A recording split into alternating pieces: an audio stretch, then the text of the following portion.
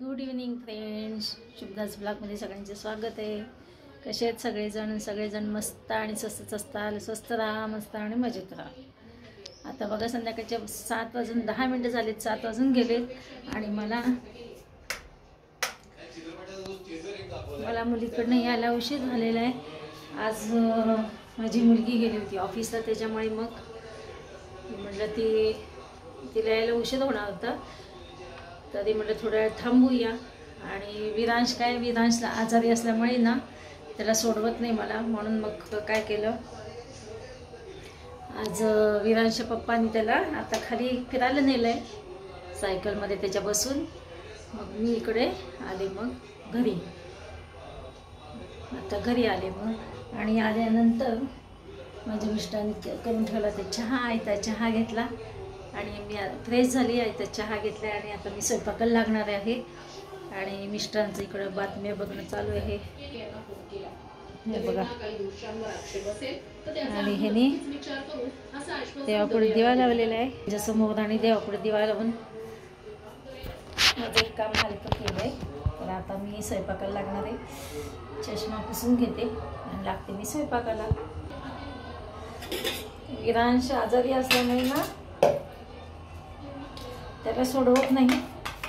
म्हणलं चला त्याचं सारखं आजी करत असतो. म्हणून म्हणलं मग हे म्हणते थांब तू तिकडेच थोड्या वेळ, आणि मी घरी जातो, फ्रेश होतो आणि तू ये मग थोडं. मग मी काय केलं, विरांचं थोडं खेळवलं आणि म्हणलं विरांच्या पप्पांना म्हटलं त्याला घेऊन जा खाली. तो म्हणला मी घेऊन जातो खाली रसिका येईपर्यंत. मग ते तिकडे फिरायला गेले आणि मी इकडे घरी आले. आज त्याला औषध दिलेलं होतं तापाचं आणि आज उलटी नाही झाली. तर बघू संध्याकाळी अजून काय त्याचं हे होतं. आज दिवसभर तर उलटी नाही झाली. बरं झालं, बरं होईल बाबा त्याचं आज कमी झालं तर. दुखणं खूपच मऊ झालंय. हां मी तुमच्या सॅकमध्ये साईडच्या कप्प्यात नाही साईडच्या कप्प्यात टाकले. आज मिस्टरांनी काय केलं, विरांशने पेन मागितलं, त्याला पेन लागतं लिहायला. तर पेनचं त्यांनी ना बॉक्सच आणला होता, त्यामध्ये 20 पेन होते. तर त्यातले 10 काढून ठेवले, 10 तसेच. कारण का ते काय करतो, तो पेनचं टोपण काढतो, ते हे टोक असतं ना पेनचं, ते टोचतं मग त्याला. आणि एवढे पेन काय करायचे म्हणून काढून घेतलेले. आता मी भाजी बघा, काल काय झालं, मुगाची डाळ माझ्यातनं डबल घेतली गेली शिजवण्यासाठी. तर मी कालच भिजवून ठेवली होती, हे फ्रीजमध्ये ठेवली होती मुगाची डाळ. आता मी करणार आहे भाजी, डाळ कांदाच करणार आहे. आता मी वगैरे सोलापूरवरनं शेवग्याच्या शेंगा दिल्यात माझ्या बहिणीने. मिस्टर म्हणतो तुझ्या पुरतच कर, मला आवडतात, मी फक्त उकडून घेणार आहे. मिठाच्या पाण्यात टाकायचं, उकडून घ्यायचं, छान लागते तिचं. नुसते जरी खाल्ले तरी चालतं आणि आमटी घातली तरी छान होती आमटी. पण ह्यांना काय आवडत नाही. मी आता काय करते, भात वरणाचं पहिला कुकर लावते. वरण भाताचा कुकर लावायचे.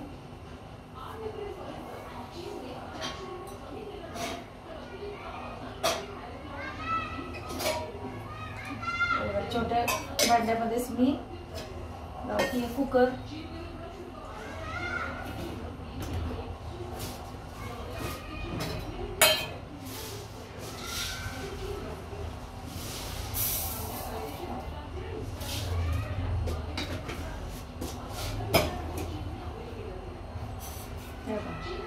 भांडी छोटीच घेणार नाही तर काय होतं, भात सकाळी उठतो. बघा इकडे माझं झालेलं आहे स्वयंपाक करेपर्यंत बघा किती घामे घूम झाली आहे. आज एवढं गरम व्हायला लागलं आहे. पाऊस येतो का काय कुणास ठाऊक, झोडपतं का काय, एवढं गरम व्हायला लागलं. नुसतं घामे घूम झाली आहे. झालं आहे आता माझा स्वयंपाक बघा. आता ना उष्णता खूपच वाढलेली आहे बाबा, आणि खूप ऊन. दिवसभर हे तर उन्हामध्ये काम करतात, तिकडं त्यांच्या ऑर्डरी घेण्यासाठी उन्हात जावं लागतं, गावागाव जावं लागतं कामासाठी. तर भयंकर ऊन लागतं. आले की इतके कंटाळलेले असतात आणि आले की पहिला आंघोळच करतात. इकडे यांनी तर आज काय केलं, कूलरमध्ये पाणी घालून ठेवलं आहे. कूलरला गत्यंतच नाही. आत्ता हे बाहेर हॉलमध्ये बसलेत म्हणून बरं नाही. मी म्हटलं होतं ते ना की कूलर लावूनच बसा तुम्ही थोड्या वेळ इथे. 2 मिनटंसुद्धा बसत नाही, एवढं गरम व्हायला लागलं आहे बिना फॅनचं.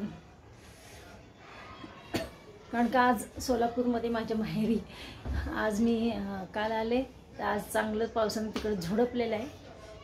आत्ता बातम्यामध्ये बघितलं बघा किती घाम आलेला, इतका घाम आला आहे ना.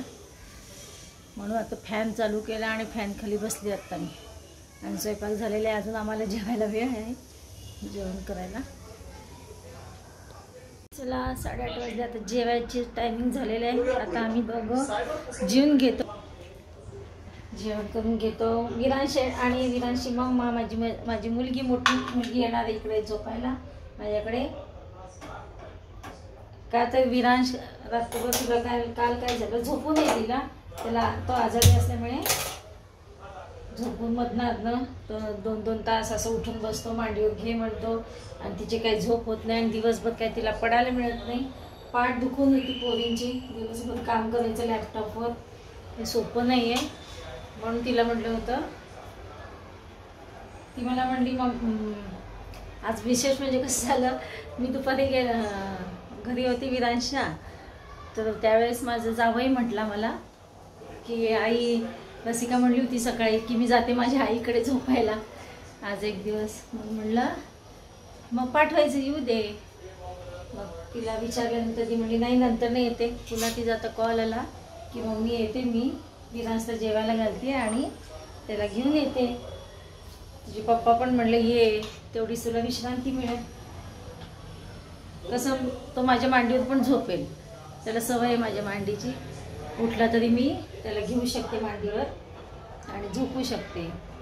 चला तर पहिला आम्ही आता हे बघा वरण गरम करून घेते. गोड आंबट वरण केलेलं आहे ह्यांच्यासाठी आणि डाळ कांदा केलेला आहे. चला या सगळेजण जेवायला. आता बघा आमचं जेवण झालेलं आहे आणि आता विरांशी वाट बघत बसते मी. आता विरांश आणि माझी मुलगी दोघे येणार आहेत, तर वाट बघत बसलेली आहे. तर बघा जॉब करून बाळाला सांभाळून जॉब करणं फार अवघड असतं. खरंच जे करतं त्यालाच कळतं. आणि रात्री झोप नसते ना, दिवसभर काम करायचं फार अवघड असतं. जे त्यातनं जातं त्यांनाच कळत असतं. एक आई म्हणून मला लेकीची कळकळ वाटते आहे. आणि माझ्या जागी तुम्ही असले असताना तर मला हेच वाटलं असतं. आणि आईच जाणू शकते, मुलीचं दुःख आई जाणू शकते. इकडे बघा ही रूम बंद केली आहे त्यांनी आणि इकडे लावलेलं आहे कूलर आणि लाईट पण बंद आहे. चालू करते. हे पहा, रूम गार होण्यासाठी कूलर लावून ठेवलेलं आणि रूम बंद करून ठेवलेले. बघ दार लावून हे गेलेत बाहेर दूध आणायला. दूध पिशवी, दूध संपलेलं आहे.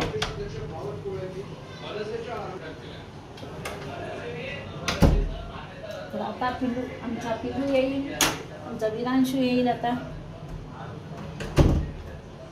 मी इथलंही लाईट बंद केलेलं आहे आता किचनचं, कारण का झालं जेवण झालं आहे, स्वयंपाक झाला. आता काही गरज आहे किचनच्या लाईटची म्हणून तिकडचंही बंद केलेलं आहे.